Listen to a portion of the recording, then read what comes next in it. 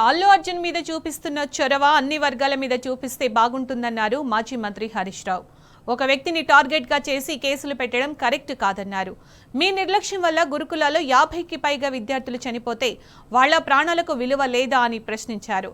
రేవంత్ తమ్ముడి వల్ల ఓ మాజీ సర్పంచ్ చనిపోతే ఇంతవరకు ఎందుకు ఎఫ్ఐఆర్ నమోదు చేయలేదని నిలదీశారు.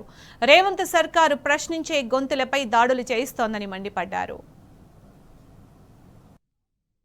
చొరవ అన్ని వర్గాల మీద చూపాలన్నదే బీఆర్ఎస్ చెప్తున్నది. ఒక వ్యక్తిని టార్గెటెడ్గా చేసి ఈరోజు కేసులు పెడుతున్నట్టుగా కనబడతా ఉంది. ఆ అమ్మాయి చనిపోవడం దురదృష్టకరం. కానీ మరి అలాగే మీ ప్రభుత్వ నిర్లక్ష్యం వల్ల, నీ నిర్లక్ష్యం వల్ల మీరే SC welfare, minority welfare, ST welfare మంత్రిగా ఉన్నారు. 50కి పైగా గురుకుల పిల్లలు చనిపోతే ఆ పిల్లల ప్రాణాలకు విలువ లేదా? ఆ పిల్లల తల్లిదండ్రులకు ఎందుకు ₹1 ఎక్స్గ్రేషియా ఇవ్వవు?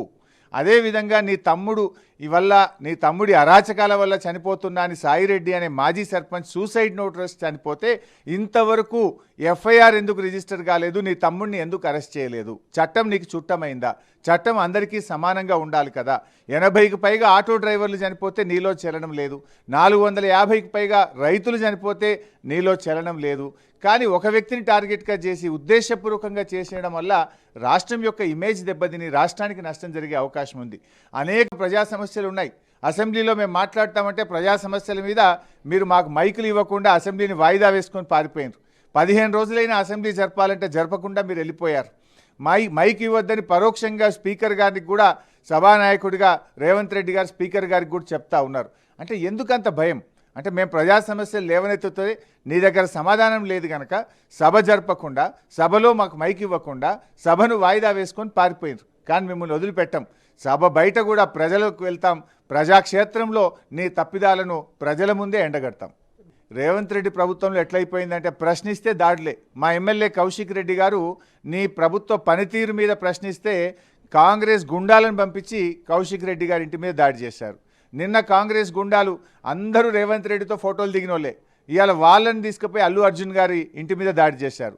ఖమ్మంలో వరద బాధితుల్ని సాయం చేయడంలో నీ ప్రభుత్వం ఫెయిల్ అయిందని నేను, జగదీశ్వర్ రెడ్డి గారు, సబితా ఇంద్రారెడ్డి గారు, గంగుల కమలాకర్ గారు మేమందరం వెళ్తే మా కార్ల మీద రాళ్ల దాడి చేపించింది కూడా ఈ కాంగ్రెస్ ప్రభుత్వమే.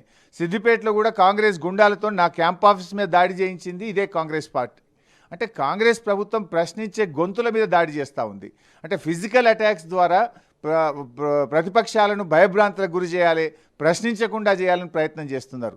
ఇలాంటి సంస్కృతి తెలంగాణలో ఎప్పుడు లేదు. ఒక రాయలసీమ తరహా సంస్కృతిని, ఫ్రాక్షనిస్ట్ సంస్కృతిని, దాడులు చేసే సంస్కృతిని ఇవాళ రేవంత్ రెడ్డి గారు తెలంగాణలో తెచ్చి ఇవాళ లా అండ్ ఆర్డర్ అనేది కుప్ప చేస్తూ ఉన్నాడు. దీన్ని తెలంగాణ ప్రజలు, సమాజం ఎట్టి పరిస్థితుల్లో హర్షించదు. దీనికి తగిన మూల్యం రేవంత్ రెడ్డి గారు, కాంగ్రెస్ పార్టీ చెల్లించక తప్పదు.